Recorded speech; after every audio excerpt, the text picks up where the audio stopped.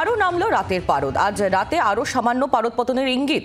আগামী শুক্রবার পর্যন্ত রাজ্যে শীতের আমেজ থাকবে বলে জানিয়েছে আলিপুর আবহাওয়া দফতর।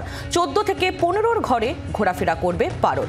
কথা বলবো অয়ন ঘোষাল, আমাদের প্রতিনিধি রয়েছেন আমাদের সঙ্গে টেলিফোন লাইনে। অয়ন, কি বলছে আলিপুর আবহাওয়া দফতর, আর কতটা পারদ পতনের সম্ভাবনা রয়েছে রাজ্যে? খুব বেশি পারদ পতন না হলেও 14 এবং 15 ডিগ্রির আশপাশে ঘোরাফেরা করবে আগামী শুক্রবার পর্যন্ত কলকাতা শহরে রাতের তাপমাত্রা। দিনের তাপমাত্রা একই সঙ্গে 24 থেকে 26-এর মধ্যে ঘোরাফেরা করবে। অতএব রাতে এবং ভোরের দিকে শীতের যে আমেজ, এই আমেজ অন্তত আগামী শুক্রবার পর্যন্ত থাকছেই, একথা মোটের ওপর নিশ্চিত করে জানিয়েছে আলিপুর আবহাওয়া দপ্তর। উত্তরবঙ্গের ক্ষেত্রে কোনো কোনো জেলাতে অতি ঘন কুয়াশা এবং বাকি গোটা রাজ্যে সকালের দিকে হালকা কুয়াশার চাদর থাকবে।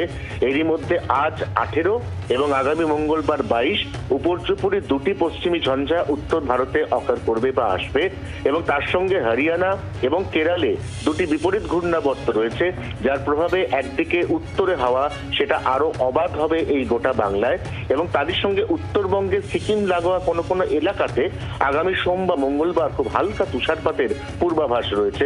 সব মিলিয়ে মাঘে বিদায় লগ্নের একেবারে আগে শীত তার নিজস্ব ছন্দেই আপাতত 5 থেকে 6 দিন ব্যাটিং করবে বলে পূর্বাভাস। ধন্যবাদ অয়ন। অয়ন ঘোষাল আমাদের প্রতিনিধি ছিলেন আমাদের সঙ্গে। আরও নামলো রাতের পারদ।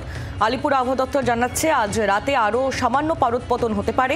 আগামী শুক্রবার পর্যন্ত রাজ্যে শীতের আমেজ থাকছে। 14 থেকে 15 ঘরে ঘোরাফেরা করবে তাপমাত্রার পারদ। বহাল থাকবে শীতের আমেজ।